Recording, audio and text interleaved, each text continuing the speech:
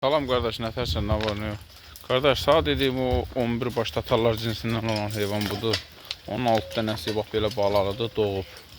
Yerdə qalanın biri qoşdu, o birisiləri də yetikdir. Bunlar belə kom şəkildə satılır. Bax, içində erkək toxumluğu da bax o da. Göstərədir qardaşlar. Açırlar, qoymurlar çəkməyə. Bax.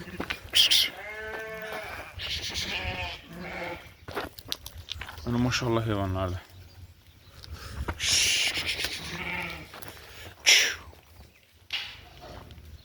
Bak bu bəlki qıraqdakı da qızıl yeləndir. Büyünə sabağadır. Maşallah heyvandır qardaşlar. Baxın hamısına dəqiq kim almaq istəsə buyuru vərəqə saxlaya bilər. Yəni məhlə heyvanı.